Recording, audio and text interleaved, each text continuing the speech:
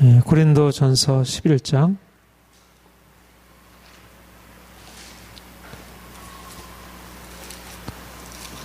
고린도전서 11장 1절부터 16절.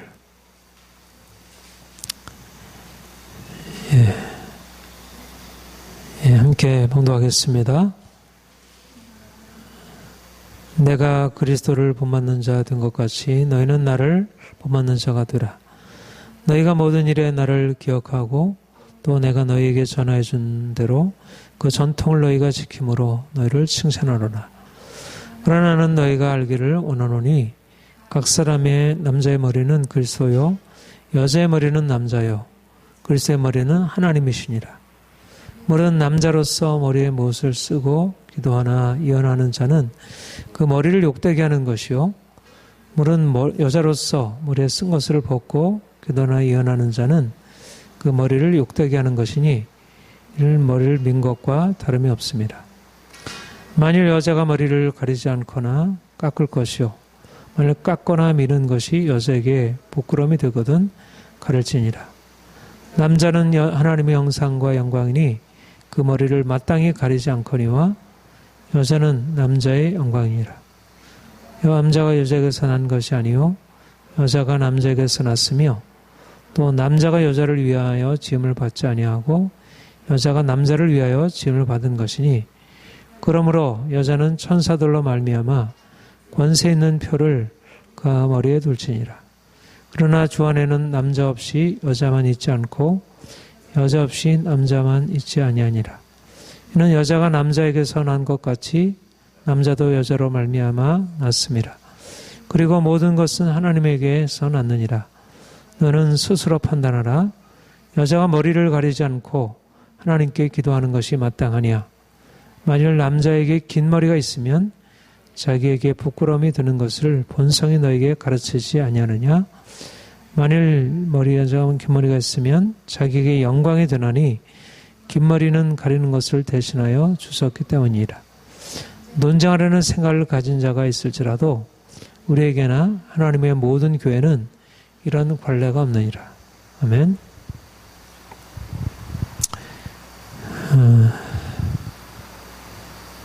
우리 그 고린도전서는 특별하게 우리 그리스도인들의 삶의 실질적인 지침을 말씀하고 있는 서신이라 이렇게 얘기했습니다. 이제 우리가 그렇게 얘기를 하죠. 이제 그 두 가지가 하나의 그 원리가 있고 또 원리를 구체적으로 적용해서 이제 행하는 그런 실천이 있고, 그러니까 원리를 이해하는 것, 이제 과학의 원리를 이용해서 이제 실질적인 기술을 만들고 기술을 활용해서 우리 구체적인 삶을 풍성하게 만들어가는 것이 이게 이제 자연스러운 과정이잖아요. 마찬가지로 성경의 영적인 원리라는 것은 그 자체는 보이지 않지만 그러나 단지 우리의 실제적인 삶과 무관한 원리가 아니고 그러면 실제적인 삶을 이해하게 하고 해석하게 하고 또 그래서 구체적으로 이제 삶의 이러저러한 선택에 있어서 지침을 제공해주는 이제 그런 원리라는 것. 우리가 하나님 말씀의 원리를 깨달을 때 이게 실질적으로 삶의 능력이 되고 유익이 되어야 하는데 하나님의 말씀을 깨닫고서도 삶이 여전히 동일하게 되는 것은 원리를 그러니까 실제적인 삶에 어떻게 적용할지 잘 모르기 때문이고 또 원리를 제대로 깨닫지 못하기도 하고 그러니까 두 가지가 다 필요한데 그러니까 원리에 대한 깨달음 그리고 그 원리를 구체적인 삶에 실천하는 그런 어떤 지혜 이제 오늘은 남자와 여자의 창조 질서에 대한 건데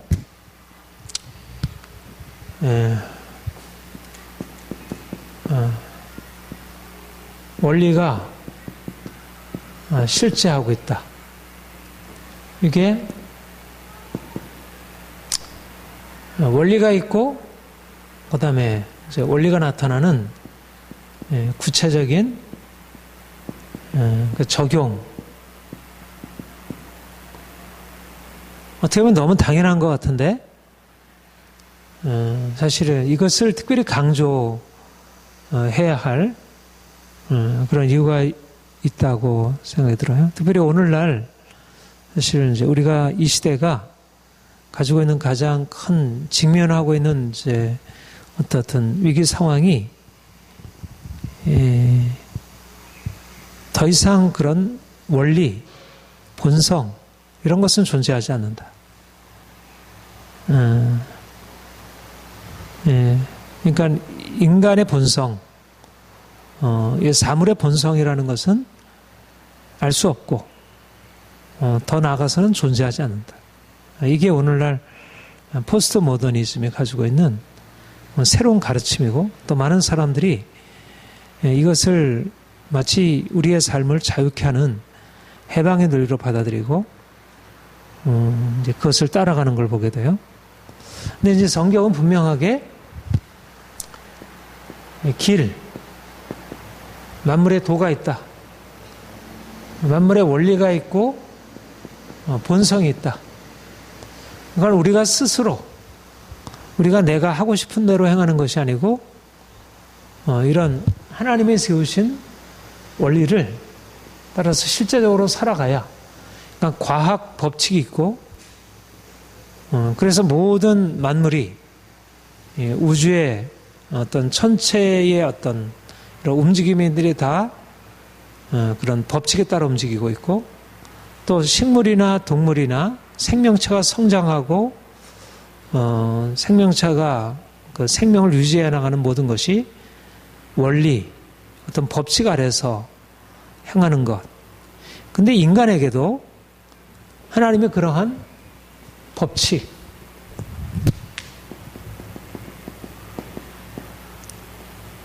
그러니까 자연이나 인간이나 모두 이런 법칙 아래서 움직이고 있고 법칙에 종속되어 있다는 것입니다. 그러니까 우리가 자유롭기를 원하는데 내 인생을 보다 자유롭게 살았으면 좋겠다. 자유라고 하는 것은 너무 중요한 가치이고 사실 이제 현대 우리 민주주의 사회에서 이제 그러니까 이전에 인간의 삶을 억압하던 모든 잘못된 권력으로부터 인간의 삶을 자유롭게 하는 것은 이제 너무 중요하게 여기시잖아요. 그런데 그 자유라고 하는 것은 어떤 것을 바탕으로 해야 하냐면 원리와 법칙을 바탕으로 해야 한다는 거예요. 이게 바로 사실은 근대 민주주의 사상이 발달할 때 과학과 함께 과학의 법칙과 함께 인간 안에도 하나님이 주신 어떤 법칙적인 질서가 있다는 것. 그러니까 잘못된 어떤 부당한 권력에 대해서 싸우는 것은 하나님이 인간에게 본성적으로 주신 그런 본성을 거스러서 행하는 부당한 권력에 대해서 그것을 깨뜨리고 그것과 싸우는 것이지 본성 그 자체를 거스려서 자유로울 수는 없다는 것. 그러니까 인간을 자유롭게 하려면 본성에 부합하도록 해야지 본성을 거슬러서는 안 된다는 거. 이게 이제 적어도 근대까지 사람들이 가지고 있는 그러니까 과학의 법칙 또 인간 본성 도덕의 법칙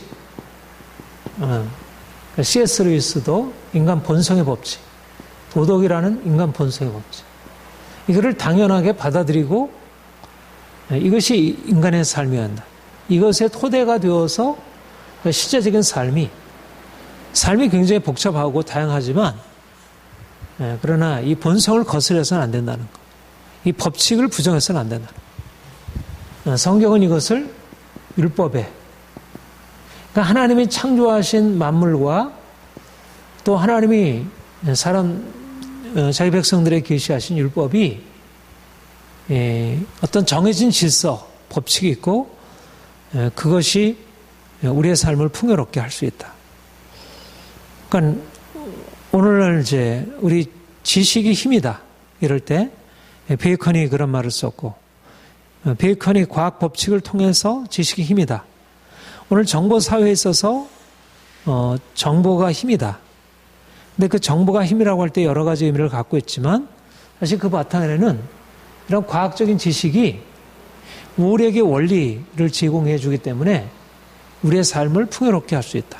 근데 문제는 오늘날 과학 법칙에 대한 지식은 이거는 어떻게 보면 증명이 되어서 사람들이 그것을 따라가는 것이 인간을 자유롭게 하고 풍요하게 한다고 하는 것을 믿고 있는데, 도덕법에 대해서 따라가는 것을 그거는 굉장히 부차적이고, 또 오히려 오늘 포스트 모더니즘적인 가치관에 있어서는 오히려 도덕법이 인간을 억압하는 것으로, 니체가 그렇게 접근을 했고, 오늘 포스트 모던적인 특별히 동성애를 찬동하는 이런 새로운 가치관들이 이거를 폐해야 인간의 삶이 자유롭다. 과학이건 도덕법칙이건 인간의 삶을 억압해서는 안 된다. 자유라고 하는 것이 절대적인 가치가 되고 그 모든 것을 폐하려고 하는 이런 시도들이 요즘에 이제 허용되고 있다는 것입니다. 이런 의미에서 이 본문 말씀은 아주 중요한, 사실 현대인들이 이 11장의 이 말씀을 들으면 이 말도 안 되는 논리라 이렇게 여겨지고, 사실은 우리가 오늘날과 같이 남녀 평등의 시대에 남자가 여자의 머리이고 여자가 남자의 권위 아래에 있다는 것을 그렇게 실적인 삶에서 인정해야 한다는 것은 굉장히 억압적인 논리로 이렇게 받아들여지죠. 그러니까 오늘날 현대인들에게 가장 거침돌이 되는 게 이제 에베소서 5장이나 골로새서 4장에 남편과 아내의 관계를 얘기할 때 남편이 아내의 머리가 되기 때문에 아내는 남편에게 복종해야 한다.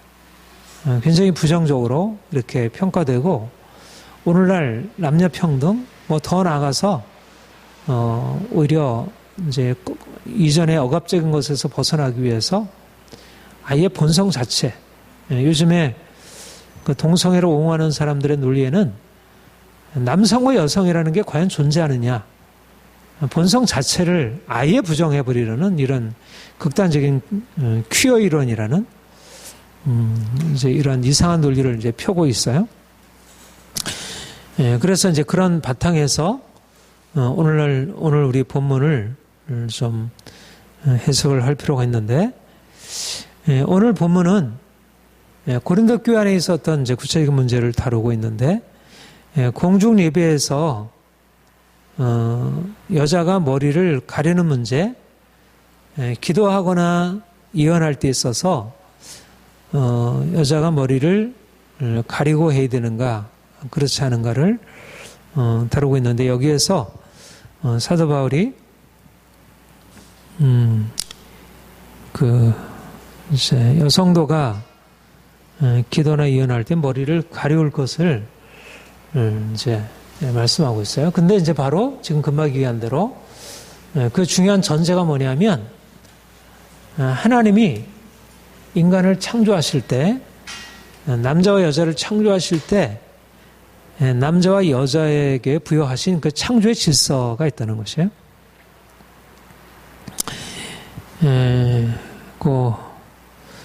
우리 4절, 5절, 6절 우리 같이 한번 읽어볼까요? 시작. 무릇 남자로서 머리에 못을 쓰고 기도나 예언을 하는 자는 그 머리를 욕되게 하는 것이요, 무릇 여자로서 머리에 쓴 것을 벗고 기도나 예언하는 자는 그 머리를 욕되게 하는 것이니 이는 머리를 민 것과 다름이 없습니다. 만일 여자가 머리를 가리지 않거든 깎을 것이요, 만일 깎거나 미는 것이 여자에게 부끄러움이 되거든 가릴지니라. 그 다음에 10절 같이 읽어볼까요? 시작. 그러므로 여자는 천사들로 말미암아 권세 아래 있는 표를 그 머리 위에 둘지니라. 그러니까 뭐 지금은 우리가 뭐 이제 그 천주교 미사에 가보면 여성도들이 이렇게 머리에 이제 그 면사포를 쓰고 예배하는 걸 보죠. 이제 요 구조 여기에 이제 따라하는 건데, 우리 개신교에서는 뭐 이거를 문자 그대로 지켜 행하고 있지는 않아요. 근데 이제 어떻든 사도 바울이 여기서 권면하는 것은 남자가 머리에서 무엇을 쓰고 기도나 예언해서는 안 된다. 반면에 여자가 기도나 예언하는 데 있어서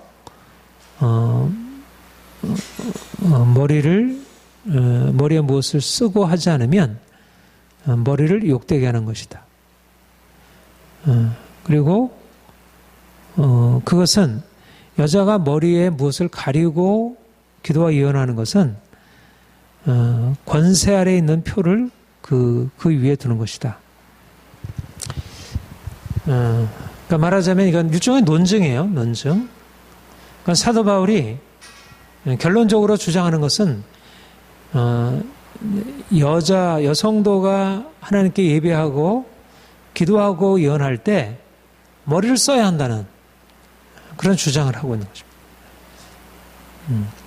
왜냐하면 성도가 만약 머리에 무엇을 쓰지 않으면 머리를 욕되게 하는 거다.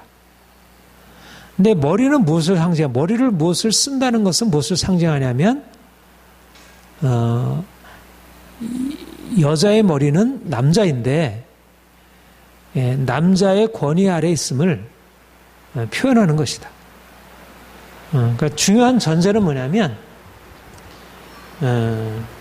그 머리에 무엇을 쓰고 기도나 예언을 하라고 할 때 그 전제는 우리 3절 같이 읽어볼까요? 시작.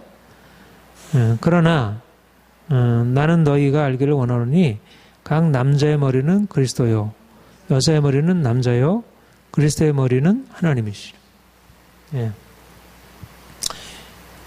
머리를 무엇을 쓰고 기도해야 한다. 전제는 남자의 머리는 그리스도이고 여자의 머리는 남자이다. 그러므로 여자는 머리에 쓰고 머리에 수건을 쓰고 예언하고 기도하라. 이게 이제 결론이 되는 것이에요. 그러니까 남자가 머리에 무엇을 쓰고 기도해야 할 이유는 뭐냐면 여자의 머리는 남자이기 때문에. 여자가 권위 아래 있음을 드러내야 한다. 그게 바로 수건이라는 것입니다. 머리에 무엇을 쓰고 머리에 무엇을 쓰는 것이. 그러므로 여자는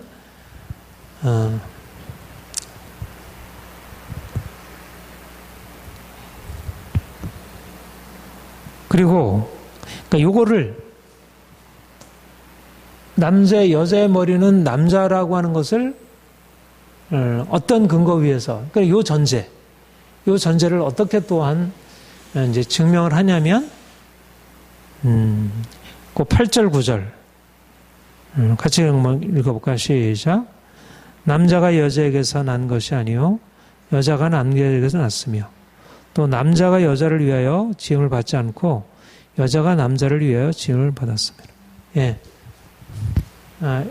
이것은 하나님의 창조의 원리라는 것입니다. 여자의 머리가 남자라는 것은 하나님이 남자와 여자를 창조하실 때 지으신 중요한 창조의 원리, 질서라는 것입니다. 여자가 몸에서는 여자의 몸에서 태어나는 것 같지만 그러나 하나님이 처음 인간을 만드실 때 남자를 만드시고 남자에게서 그 갈배뼈를 취하여 남자의 몸에서 그를 지으셨다. 그러니까 여자는 남자에게서 난 것이다. 출발은 남자가 출발이고 여자는 거기서부터 나온 2차적인 존재다. 그리고 목적. 여자가 남자를 위하느냐, 남자가 여자를 위하느냐. 여자가 남자를 위하여 존재한다. 그러니까 기원, 출발점, 목적. 이런 면에서 그러니까 머리라는 것과 근원, 목적. 물론 궁극적인 근원은 하나님이시지만 또 궁극적인 목적은 하나님이시지만 여자의 근원은 남자이고 여자의 목적은 남자이다. 여자의 머리는 남자이고 여자의 근원은 남자이고 여자의 목적은 남자이다. 이게 하나님의 창조의 원리고 하나님의 질서라는 것입니다. 이것을 나타내는 표로서 그러니까 실제적으로 그렇게 의식하고 그렇게 이제 에베소서 골로새서에는 남편과 아내의 관계에 대해서 이것을 적용해 가지고 실제적으로 그렇게 살라 이렇게 말씀하잖아요. 여자 아내들이요 남편에게 그리스도에게 하듯 복종하라. 근데 이제 여기서는 이제 가정에서의 그러한 남편과 아내와의 관계를 말하는 것이 아니라 이제 교회 안에서 하나님을 예배할 때 여성들이 자신들이 하나님의 창조 질서 안에서 남자의 머리됨을 인정하는 표로서 머리에 무엇을 쓰고 기도하고 예배할 것을. 어떻습니까? 오늘날 우리의 현대적인 인간이 차별 없이 평등하다는 논리로 보면 이거는 아주 구시대적인 가부장적인 질서, 남녀의 불평등을 주장하는 그러한 논리로서 여겨지죠. 그런데 이것이 이제 하나님이 인간을 처음 하나님의 형상대로 창조하시고 남자와 여자에게 부여하신 질서라는 것.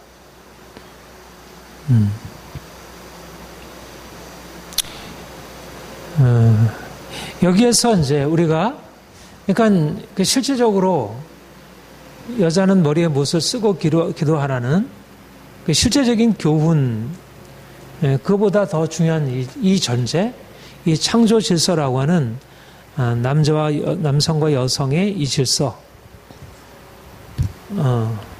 이제 이 말씀 속에서 이제 우리가 발견하게 되는 중요한 것은 뭐냐면 이 권위에 대한 머리, 이 헤드십, 이게 보통 이제 헤드십이라 그렇게 얘기하죠. 그러니까 오늘날 하나님이 인간을 이제 창조하실 때 머리를 모든 것에 어떤 궁극적인 근원으로 두고 모든 몸이 상호 보완적이고 조화를 이루고 있지만 그러나 머리로부터 모든 것이 이렇게 다스려지도록 이제 이렇게 했는데 그런데 이게 인간의 몸만 그런 게 아니라 사실 우리의 삶의 모든 질서 안에 이런 것이 이렇게 다 들어있고 이 원리가 다 동일하게 유비적으로 들어있다는 인간의 몸의 원리와 가정의 원리 이제 이것이 바로 하나님의 어떤 그 객관적인 원리인데 그런데 이제 오늘날 이것이 심각하게 위협을 받고 있다는 거. 그래서 오늘날 남편의 권위, 부모의 권위, 스승의 권위. 그러니까 이것이 이제 부정이 되고 마치 권위 자체가 인간을 억압하고 그래서 권위를 부정하는 것이야말로 인간을 자유롭게 하는 것이냐. 그게 바로 요즘의 여성 해방, 페미니즘의 논리이고 이것이 바로 이제 오늘날 민주주의, 혁명적 민주주의, 권위를 부정하는 그런 민주주의. 그래서 이 권위가 부정이 되고 질서가 부정이 되어야 마치 인간이 자유로워. 그러니까 권위와 자유라고 하는 것을 마치 대립된 개념으로 근데 성경은 우리에게 자유를, 무엇보다도 하나님이 우리를 자유를 위해서 부르셨다. 너희가 더 이상 율법의 종로로 타는 자가 아니다. 그래서 너희를 억압하는 모든 율법의 멍에에서 벗어나라. 그러면서 자유를 우리 그리스도인들이 가지고 있는 가장 중요한 권리이며 또 가치이고 또 우리가 추구해야 할 의무까지도 얘기하는데, 그런데 그 자유라고 하는 원리가 하나님이 세워주신 질서 그 자체를 이거를 대신할 수 있는 것이 아니고, 오히려 자유를 통해서 주님이 우리에게 말씀하는 것은 우리가 그리스도 안에서 자유롭다는 것, 하나님을 영화롭게 하고 이웃을 기쁘게 하는 것인데, 그 이웃을 기쁘게 하는 게 뭐냐면 하나님이 세우신 그 질서, 그 법칙, 그 원리, 말하자면 우리가 자유롭게 된다는 것은 잘못된 권력, 잘못된 율법, 그러니까 이것이 우리를 얽매우고 있었고, 이것을 우리를 붙들어 매고 있었고, 이것이 우리의 삶을 제대로 드러내지 못했다면 이걸 깨뜨리고 여기서 벗어나서 이제 진정한 이 자유를 정말 자유로하게 하는 그 근거. 그러니까 하나님의 율법은, 하나님께서 세우신 법칙은 남자와 여자와의 그런 관계, 부모와 자녀와의 관계, 스승과 제자와의 관계는 이거는 억압이 아니라 오히려 우리의 삶을 더 풍성하게 하고 자유롭게 해주는 그런 것을 하나님이 세우신 것입니다. 그러니까 오늘날 가지고 있는 사람들이 질서 자체가, 권위 자체가 인간에게 억압이 되고 우리가 자유롭기 위해서 그 모든 것을 벗어내야 한다는 이런 생각은 오히려 자유의 근거, 토대 자체를 위협하고 있는 어리석은 생각입니다. 오늘날 잘못된 자유주의, 말하자면 법칙으로부터의 자유, 도덕으로부터의 자유, 원리로부터의 자유, 여기서부터 자유롭기를 원하는 것은 말하자면 그렇게 해서 모든 것을 허락하고 모든 것을 허용하는 그런 이 방종, 이것은 오히려 우리 하나님이 우리를 세우셔서 아름답게 우리에게 복을 주시려는 그런 것을 깨뜨리는, 그러니까 이 잘못된 자율성, 부정적인 이제 근대 이후에 모든 것은 인간이 스스로 결정하고 있다. 내가 동성애 논문을 쓰면서 이제 보게 되는 것은 누가 이성애를 옳다하고 동성애를 이걸 잘못됐다고 비정상적이라고 누가 결정하고 말할 수 있느냐. 어떤 사람은 이성애를 좋다고 말하고 그것을 선택하고, 어떤 사람은 내가 동성애에 대해서 좋아하고 또 그것을 옳다고 말하고, 이것은 각 개인의 주관적인 선택의 문제이지 그것을 어떻게 임의로 누군가 타율적으로 그것을 결정할 누군가 있는데, 그런 타율적인 그런 규범 자체가 인간을 억압하는 것이고, 그것을 벗어버리고 모든 것을 스스로 결정하는 것, 이것이 인간을 자유롭게 하는 것이다. 이것이 오늘날 가지고 있는 잘못된 자유주의의 이런 논리라면 성경은 우리에게 그것이야말로 우리를 죽이는 것. 말하자면 이 질서를 부정하면, 내가 자유롭기를 원한, 내가 스스로 선택하고, 내가 좋다고 해서 내가 먹고 싶은 대로 먹고, 내가 자고 싶은 대로 자고, 내가 갖고 싶은 대로 갖게 되면 이게 우리의 삶을 자유로운 게 아니라 이걸 우리가 병들게 하고 죽게 만들듯이, 이게 이제 죽음이죠. 이런 원리나 법칙을 부정하게 되면, 과학 법칙을 부정하게 되면 그건 자유가 아니라 죽음이지. 그런데 하나님이 아까도 얘기했지만 과학 법칙을 하나님이, 자연 법칙을 하나님이 세워놓으신 것처럼 인간에게도 이런 본성적인 법칙을 세워놓으신 거예요. 인간의 여성 안에, 남성 안에, 그리고 관계 안에 하나님이 이렇게 법칙을 세워놓으셔서 남자를 머리로 세우시고 여성을 남자를 이렇게 머리로 해서 이제 위하고 섬기고 하는 방식으로 하나님이 그렇게 살아가도록 세워놓으신 거예요. 그런데 그거는 내게 불편해. 그건 내가 원하는 게 아니야. 이러면서 그것을 자기 스스로 깨뜨리고 나가면, 내가 뭐 술 먹는 거 왜 금해? 내가 먹고 싶은데 마음껏 먹게 되면 그것은 자유가 아니라 결국 죽음에 이르게 되듯이, 결국 내가 결정해가지고 하나님이 세워놓으신 그 창조의 질서를 거슬러 가게 되면 그것은 인간을 자유롭게 하는 게 아니라 죽음으로 이끌어가는 것입니다. 이런 면에서 오늘날 하나님이 세우신 여자의 머리는 남자다. 남자를 위하여 또 남자로부터 나게 하셨다는 이런 창조의 질서, 이 원리는 오늘날 현대인들이 가지고 있는 어리석은 그런 이성적인 판단에 대해서 그것이 잘못된 것을 아주 분명하게 보여주는, 그래서 성경의 원리가 아니라면 제대로 살아갈 수가 없는 거예요. 너무나 경험적으로 보면 이제까지 얼마나 여성이 억압당했는데 이런 논리를 가지고 또 그 억압을 정당화시켜버리고 여성으로 하여금 그냥 수동적으로 그냥 억압에 그냥 매여 살라고 하는 말이냐, 이런 식으로 이제 이렇게 이해하게 되면 사실 이 시대의 논리를 이제 거슬러 가기가 어려운 것이죠. 그런데 이제 이렇게 보면 성경에서 이제 하나님의 원리를 얘기할 때 마치 남성 우위, 남성 우월주의적으로 얘기하는 것 같지만 성경은 결코 남녀 평등의 논리 그 자체를 부정하지 않는다는 것입니다. 11절, 12절 같이 읽겠습니다. 시작. 그러나 주 안에는 남자 없이 여자만 있지 않고 여자 없이 남자만 있지 아니하니라. 이는 여자가 남자에게서 난 것 같이 남자도 여자로 말미암아 났음이라. 그리고 모든 것은 하나님에게서 났느니라. 그러니까 성경은 분명히 아주 분명하게 우리의 생각과 다른 그런 영적인 원리, 또 실질적인 삶의 원리, 질서를 얘기를 해요. 여자의 머리는 남자다. 여자는 남자에게서부터 났다. 여자는 남자를 위해서 났다. 이거는 우리 여성이건 남성이건 들어야 할 중요한, 이거는 유리하고 불리하고의 문제가 아니라 하나님이 세워놓으신, 여성과 남성이 하나님이 그렇게 구별하셔서 그렇게 다르게 창조하는 것입니다. 마치 머리와 몸의 관계는, 이거는 무슨 누가 우월하고 못하고의 문제가 아니잖아요.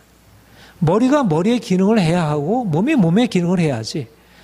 머리 왜 당신이 나에게 이래라 저래라 하고 내가 당신의 말을 들어야 돼. 그래서 몸이 마음대로 할 수도 없고 해서도 안 되고.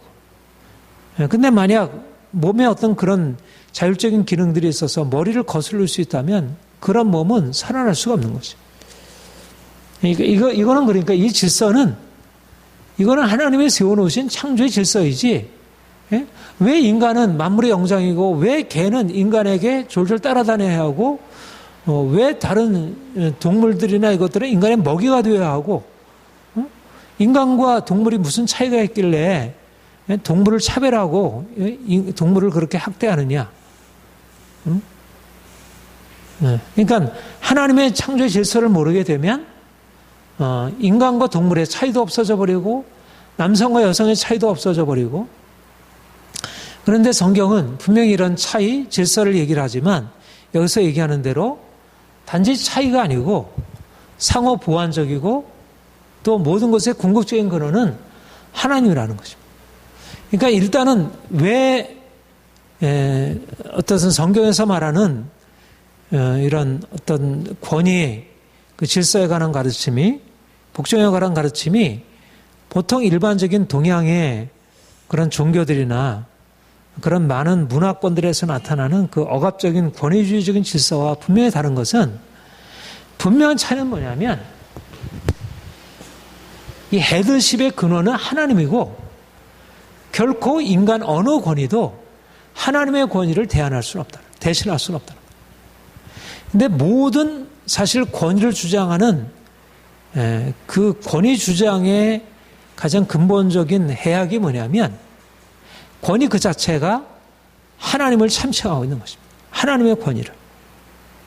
그러니까 하나님이 없으면 사실은 권위가 부정될 뿐 아니라 권위가 극단적으로 강조가 되어서 다른 사람은 누릴 수밖에 없는 것입니다. 근데 남자의 권위, 여자가 남자의 권위에 복종하고 따라가야 한다는 얘기는 이건 하나님이 세우신 그 정도 안에서 따라가는 거지, 남자를 절대적으로 하나님처럼 섬기는 뭐 동양에서 얘기하는 유교에서 얘기하는 남자는 하늘이고 여자는 땅이다 이렇게 말하고 있잖아요. 남자는 하늘이고 여성은 땅이다 이렇게 말해주고 있지 않습니다.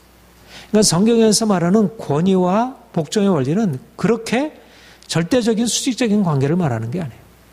상호보완적이라는 거예요. 여기 보면 주 안에 남자 없이 여자만 있지 않고 여자 없이 남자만 있지 않다. 상호보완적이에요. 결코 남자가 여자를 대신할 수 없고 여자가 남자를 대신할 수 없고 주 안에서는 남자나 여자, 남녀가 상호보완적으로 하나님이 둘이 합하여 하나가 되도록 반쪽이면 되지 못한다는 거예요. 둘이 합하여 하나가 되도록 그렇게 하나님이 연결하도록 하나님이 지어놓으셨고 그래서 남자의 어떤 우월성이 마치 머리만 있으면 머리가 몸이 없으면 머리의 기능은 아무런 의미가 없듯이 남자가 남성으로서의 어떤 머리 헤드십을 시행해야 되지만 몸이 없이는 그 헤드십의 의미가 없다는 거죠. 그런데 이제 문제는 그동안의 억압적인 모든 문화권에서의 문제는 남녀를 차별하고 남녀를 여성을 억압하고 여성의 여성된 그 본성, 여성이 여성으로서의 가치, 그를 존중하지 못하고 마치 여성은 남성의 종이 되는 것이냐 그렇게 억압하고 그것이 말하자면 권위가 자기를 절대화해버린 거죠. 하나님처럼 되어버린 거예요. 그런 면에서 자유를 주장한 것입니다. 그러니까 기독교 신앙은 갈라디아서 3장 12절인가요? 마지막 절에 주 안에서는 남자나 여자나 유대인이나 헬라인이나 다 하나이라. 차별이 없다. 그러니까 궁극적으로 기독교 신앙 안에는 이 두 가지 요소. 여성이 남성의 머리됨을 인정하고 복종해야 한다는 그 질서의 원리와 그리스도 안에서 남녀가 차별이 없다. 하나이다. 상호보완적이다.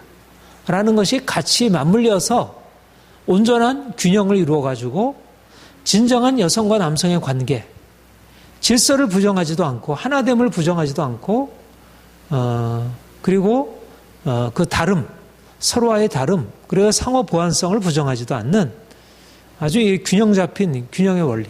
그러니까 기독교 신앙은 그런 의미에서 이 원리가 적용될 때 가정 안에서도 진정으로 남편과 아내의 관계가 정말 온전한 의미에서 사랑의 관계를 형성할 수 있고, 그리고 사실 그 원리가 이제 부모 자녀의 관계, 모든 이제 권위와 복종의 관계 안에서 적용이 되는 것이라는 것입니다. 그리고 이제 12절에 보면 이는 남자가 여자에서 난 것 같이 남자도 여자로 말미암아 났습니다. 모든 것은 하나님께로 나느니라. 그러니까 아까 남자에게서 여자가 났다고 말하지만 남자도 여자로 말미암아 여자로 말미암아 났고 또 궁극적인 근원은 하나님이시다. 그러니까 여자 없이 남자가 스스로 성립할 수 없고 또 궁극적인 근원은 하나님이시다. 하나님의 궁극적인 원리, 머리됨, 모든 것의 궁극적인 것은 하나님이시지. 그러니까 인간이 만약 남성이 여성을 자기의 마치 도구나 자기의 수화처럼 이렇게 함부로 대하려고 하면 모든 것의 근원은 하나님인데 하나님께로부터 난 것을 억압해서는 안 되는 것입니다. 이것은 모든 동물이나 자연에 대해서도 동일한 거지. 이거는 하나님이 인간에게 관리하고 주신 거지 내가 마음대로 하라고 한 그런 의미의 정복이 아닌 것입니다. 그러니까 오늘날에 있어서 하나님이 인간을 창조하시고 인간을 만물의 영장으로 삼으셨다는 것이 만물을 함부로 아무렇게나 해도 된다는 게 아니고 그 안에 있는 고유한 생명의 고유한 원리, 식물은 식물의 원리, 그 다음에 동물은 동물의 원리, 그것이 가지고 있는 그 원리를 존중하고 그것에 합당하게 모든 만물은 하나님께로부터 났고 하나님을 위하지. 우리가 지난주에 말씀처럼 우리가 먹든지 마시든지 무엇을 하든지 하나님의 영광을 위하여. 그러니까 궁극적으로 하나님의 여성이 남성을 위하여 존재한다고 하지만 궁극적으로 여성이나 남성이나 모두 다 하나님의 형상으로 지음받은 자들로 하나님을 위하여 존재한다는 것. 그러니까 이런 의미에서 남성과 여성이 상호보완적이고 궁극적으로 하나님의 그 절대적인 권위 아래서 복종하고 전적으로 하나님을 위해서 살아야 한다는 거. 그러니까 하나님을 위해서 산다는 것은 기본적으로 뭐예요? 이웃을 기쁘게 하는 거지. 하나님 우리가 지난주에 보았듯이 내가 내 자신을 위해 그러니까 오늘날 사실은 많은 갈등과 분쟁이 일어나는 원인이 뭐예요? 결국은 자기 자신을 기쁘게 하려고 하고 남성이든 여성이든 남편이든 아내든 결국 자기중심적으로 생각하면서 상대방을 자기의 틀 안으로 여성은 남성을 여성처럼 만들려고 하고 남성은 여성을 자기처럼 만들려고 하고 자기의 목적을 위해서 하려고 하고 그런데 궁극적으로 남녀의 질서가 온전히 보존되는 것은 이 원리 상호 보완적이고 궁극적으로 모든 것은 하나님을 위하여 존재하고 하나님께로부터 났다는 이 사실에 머물러 있어야 한다는 것. 이 점에서 우리가 이제 오늘날 창조 질서 모든 관계가 뒤죽박죽되고 힘이 모든 질서를 마치 좌우하는 것이냐. 그러니까 객관적인 진리는 존재하지 않고 모든 것은 다 힘에 의해서 좌우되는 것이냐. 그런 오늘 이 시대 가운데서 자유주의 논리, 힘의 논리가 지배하는 이 시대에서 하나님이 세우신 그 질서에 나도 복종하고 그러니까 내가 다스리는 자로서 있다 하더라도 하나님의 질서 아래서 다스리는 것이고 복종하는 자도 그냥 사람에게 복종하는 게 아니라 하나님의 질서에 복종하는 것이. 마치 내가 음식을 가려 먹는 것은 음식에 복종하는 게 아니고 음식을 지배하고 있는 그 자연 법칙에 내가 복종하는 것이듯이 그거는 내가 음식을 두려워하는 게 아니지. 음식을 내가 경외하는 게 아니라 그 법칙에 대해서 존중하고 따라가는 거. 이게 지혜이듯이 마찬가지로 여성이든 남성이든 하나님이 세워놓으신 그런 관계 법칙 안에서 살아가야 인생이 행복하고 편안한 거지. 그 법칙을 거슬러서 자기가 세워놓은 법칙을 가지고 원리는 움직이지 않는데 원리를 자기한테 맞추려고 하면 그게 어리석음이지.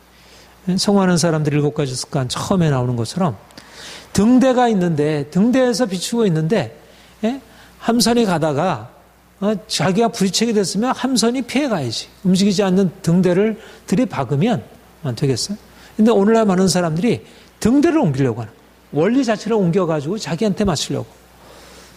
바로 이제 그 말하자면 이 창조의 질서라고 하는 것이 이제 관계 질서이기도 하고 특별히 하나님이 남성과 여성에게 주신 고유한 본성이 있다는 거. 이건 이제 제가 지금 이제 동성애 논문을 쓰면서 이건 너무나 그러니까 현대에 와서 이게 이 포스트 모더니즘에 와서 이거를 부정하고 있어요. 이 본성을 부정하고 있는데. 자, 13, 14절. 14절, 15절. 우리 같이 읽겠습니다. 시작. 만일 남자에게 긴 머리가 있으면 자기에게 부끄러움이 되는 것을 본성이 너에게 가르치지 아니하느냐. 만일 여자가 긴 머리가 있으면 자기에게 영광이 되나니 긴 머리를 가리우는 것을 대신하여 주셨기 때문에. 예. 여기에 보면 본성이 너에게 가르치지 않느냐. 예. 본성을 얘기를 하고 있어요. 그러니까 여자의 본성과 남자의 본성이 있다는 거예요. 저는 이게 굉장히 중요한 이제 말씀이라 하겠어요. 우리가 과학이 말하는 것은 여자의 본성이 있다, 남자의 본성이 있다. 물론 심리학적으로 얘기를 하고 있어요. 그런데도 이게 원체 인간이라고 하는 것이 이게 폭이 넓어가지고 본성 자체가 여러 가지 회의의 대상이 될 수 있다는 거예요. 특별히 오늘 이 포스트 모더니즘의 이 물결 속에서 과연 본성이라는 게 있느냐는 그런 극단적인 회의주의가 사람들 안에 이게 먹혀 들어가고 있고 본성 자체를 부정하는 방향으로 나오고 있다. 근데 이게 말도 안 되는 논리인데 이 퀴어 이론이라는 이 논리는 말하자면 동성애와 이성애에 대해서 동성애가 비정상적인 성이다. 그런 논리를 깨뜨리기 위해서 그런 동성애 반대론의 논리를 깨뜨리기 위해서 이전에는 동성애자들이 약자이다. 그들이 억압을 받고 있다. 그들을 좀 이렇게 받아줘야 한다. 이런 논리가 작용했다면 이제는 그 논리가 아니고 이제 더 나아가서 본성이란 존재하지 않는다. 남성, 여성 무슨 본성이란 존재하지 않는다. 그러니까 트랜스젠더. 남성에서 여성으로 바뀔 수 있고 여성에서 남성으로 바뀔 수 있고 남성이 여장할 수 있고 여성이 남장할 수 있고 말하자면 본성이라고 하는 것은 사람이 만들어온 하나의 규칙이고 관습에 불과하다. 이런 논리가 오늘날 전혀 옛날에는 통용되지 않고 말도 안 되는 그야말로 이거는 그 페륜의 생각이 오늘날 현대인들에게, 그것도 지성인들에게 아주 고도의 생각을 하고 있다는 사람들에게 이 논리가 통용되고 있다는 것입니다. 그러니까 사람들의 생각이 어리석어서 말하자면 하나님이 주신 자연적인 본성 자체를 내가 거슬러 행하면서 그것이 본성을 거슬러 행하는 것인지 자꾸 그렇게 보다 보면 세뇌를 당하는 것이냐. 그러니까 남자에게 긴 머리가 있으면 그것이 자신에게 부끄러움이 되는 줄을 너희 본성에 가르치지 않느냐. 사실 본성적으로 그런 생각이 들잖아요. 남자가 긴 머리가 뭔가 이상한 거예요. 그리고 여성들이 너무 이렇게 머리를 짧게 깎으면 좀 이상한 거예요. 본성적으로 여성들에게 긴 머리는 굉장히 아름답게 보이고 남성들의 긴 머리는 뭔가 이상하게 보이는 거예요. 본성이 우리에게 자연스럽게 가르쳐요.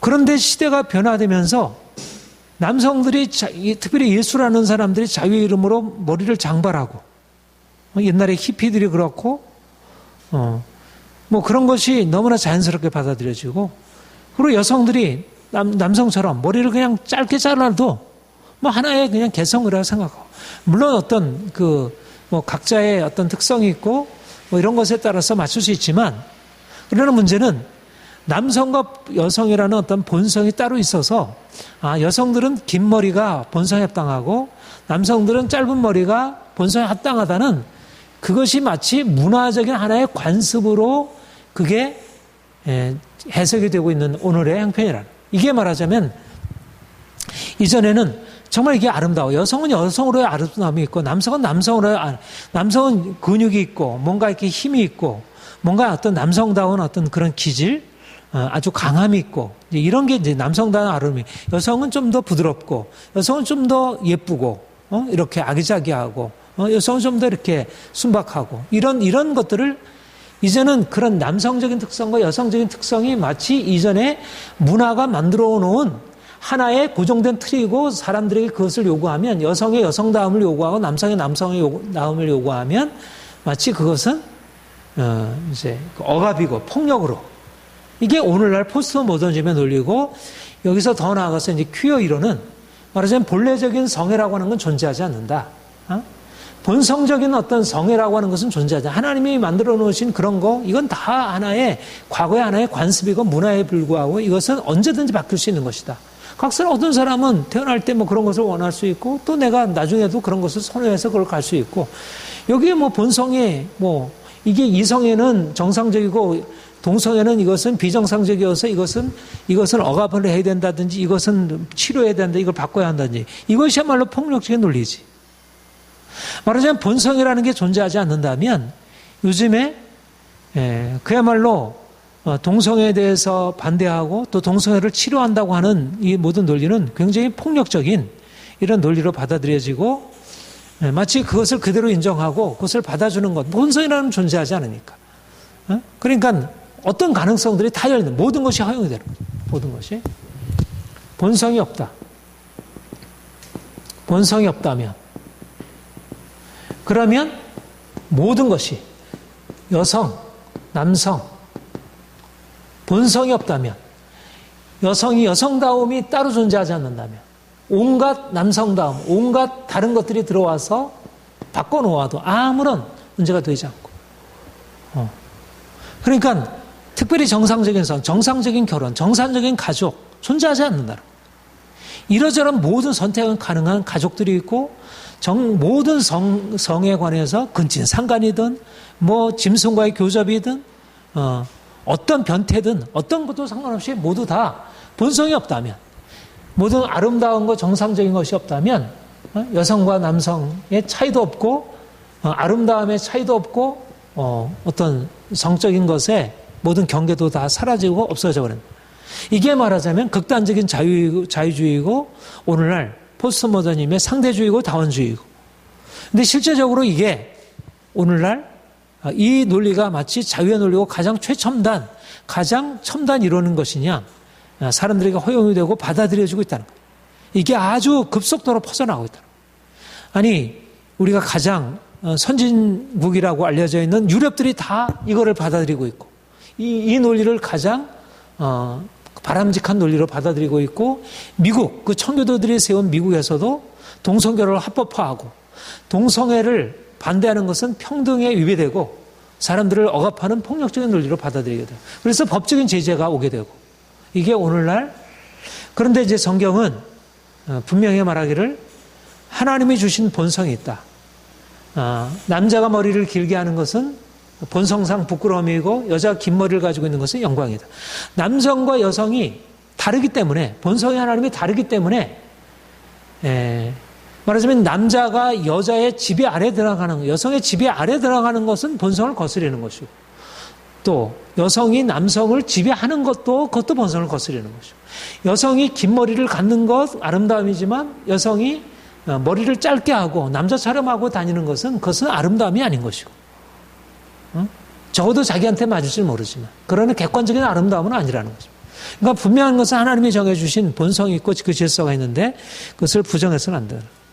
우리 한번 여기에 그 본성이 가르치지 않느냐 이렇게 얘기를 했는데, 로마서 1장을 한번 보십시다.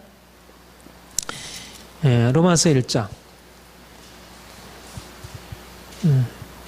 1장 26절 27절, 이게 이제 중요한, 이 동성애에 대한 성경의 아주 중요한 원리적인 원급인데, 이제 같이 읽겠습니다. 시작. 이 때문에 하나님께서 그들을 부끄러운 욕심에 내어 부려주셨으니 곧 그들의 여자들도 순리대로 쓸 것을 바꾸어 영리로 쓰며, 그와 같이 남자들도 순리대로 여자 쓰기를 버리고 서로 향하여 음욕이 불릴듯 하며 남자가 남자와 더불어 부끄러운 일을 행하여 그들의 그 때문에 상당한 보응을 그들 자신이 받았느니라. 여자가 여자와 더불어 부끄러운 일을 행하고 남자가 남자를 향하여 음욕이 불릴듯 하여 부끄러운 일을 한다. 근데 여기 보라면 순리대로 쓸 것을 버리고 그랬죠. 여기 순리라고 하는 게 뭐냐, 이게 본성이라는 거예요. 본성. 순리. 같은 것입니다. 피지스. 피지스라는 건데, 피지스. 피직 할 때 자연. 자연이라는 말이에요. 자연. 하나님 본성, 본질. 그러니까 남자가 머리를 기르는 것, 본성에 부합하지 않다는 것. 남자가 남자의 음욕을 품는 것, 본성에 부합하지 않다는 것. 여성이 머리를 짧게 하는 것, 본성에 부합하지 않다는 것. 여성이 여성을 향하여 음욕을 불릴듯하게 하는 것, 본성에 합당하지 않다는 것. 본성이 있다는 것. 그래서 본성에 합당한 것이, 이것이 바른 삶이고 이것이 선이고 이것에 거스르는 것은 악인 것입니다. 그러니까 본성을 거슬러야 하는 것. 율법은 말하자면 본성, 우리에게 본성에 맞는 것을, 그러니까 율법과 본성은 같이 가는 거예요. 그러니까 하나님이 인간에게 주신 본성과 하나님께서 율법에 명하신 것은 같이 가는 것입니다. 그런데 사람들이 어리석어서, 사람들이 지혜롭다 하나 스스로 우전하게 돼요. 썩을 줄 하나님의 영광과 썩지 않을 것을 바꾸고, 말하자면 이 본성적인 것을 버리고 본성에 거슬리는 것을 택하게 된 것입니다. 이것이 바로 타락이고 이것이 바로 죽음에 이르는 길이고, 오늘날 이 시대에 남성이 여성화되고 여성이 남성화되고, 그래서 사실 뭐 남자들이 이렇게 여성들 액세서리하고 여성적인 모양을 하는 거, 이건 성경적인 원리에 합당하지 않은 거죠.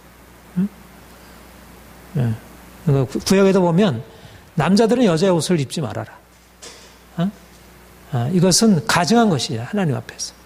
그러니까 하나님이 주신 본성을 거슬러서 행하는 것은 머리를 길게 하고, 뭐 여성처럼 액세서리를 하고, 이런 것은 물론 어떤 부분에 있어서 자신을 아름답게 하는 그런 방식이 있겠지만, 그러나 분명한 것은 하나님이 주시는 본성이 있고 그 본성을 세워나가야지, 내가 본성에 합당하지 아니하는 내의 어떤 욕구나 이런 것들을 그대로 따라가는 것은 합당하지 않은 것입니다. 그래서 오늘날 우리 이 시대에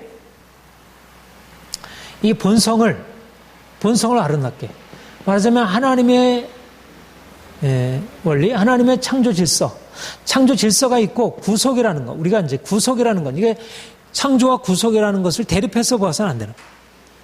창조는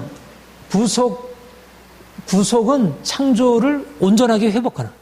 말하자면 우리가 본성을 거슬러서 악을 하는 거예요. 간음하고 도적질하고 빼앗고 이런 모든 것들이 다 하나님이 주신 본성의 법칙을 거슬러요. 그러니까 그리스도께서 오셔서 우리를 구속하실 때 우리의 죄를 깨뜨려서 우리의 창조의 본래적인 질서를 회복하여 우리가 본성적으로 본성에 따라, 그러니까 우리가 하나님을 따라 산다는 것은 율법에 따라 사는 것이고, 율법에 따라 살아가는 것은 본성을 거슬러서 잘못된 죄악된 본성, 여기에 부여된 어떤 왜곡된 본성은 깨뜨리는 거죠. 왜곡된 본성은 깨뜨리는 거예요. 그러나 하나님이 본래적으로 창조해 나가신 남성과 여성으로서의 어떤 본래적인 본성을 회복해서 온전하게, 여성은 여성답게, 남성은 남성답게, 그런 그 유교의 그 정명론이라는 게 있는데, 임금은 임금답게, 신하는 신하답게, 백성은 백성답게, 자기의 자리에 부합하게, 이것은 성경적인 원리에 부합한 것입니다. 그런데 오늘날 모든 것이 다 본성도 없고 하나님이 세우신 질서도 없고 위아래도 없고 선우도 없고 모든 것이 이렇게 뒤죽박죽되어 이게 혼란, 카오스로, 말하자면 이 카오스로 가고 있는데, 우리 그리스도인들이 이 시대에 대해서 정말 하나님의 말씀의 원리를 가지고 우리가 이 시대를 이제 항거하고 이 시대에 대항해서 이제 싸워야 되는데, 중요한 것은 뭐냐면 하나님의 창조 질서가 객관적으로 존재하는 것입니다. 그러니까 하나님을 사실 떠나버리게 되면 진화론이 와가지고 모든 것은 다 알아서 움직인다. 이 진화론적인 사고, 이 다원주의, 모든 도덕이라는 건 존재하지 않는다. 다 폐기해버리고. 그러니까 온통 거짓된 생각과 잘못된 삶의 방식들이 세상에 들어와서 이제 그 사람들의 그 영혼을 더럽히고, 청소년들, 어린 아이들의 영혼을 더럽히고 가정을 파괴하고, 특별히 이 가정을 파괴하는 게 심각한 거죠. 이 질서가 부정되면서 가정이 다 파괴되는 거예요. 남편과 아내와의 질서가 파괴되고, 부모와 아내의 질서가 파괴되고, 남성적이고 여성적인 것에 어떤 그 정상적인, 남성을 남성답게 키워가고 여성을 여성답게 키워가야 하는 그러한 어떤 교육의 방향성들이 다 무너져버리고, 각기 원하는 대로, 자기 하고 싶은 대로.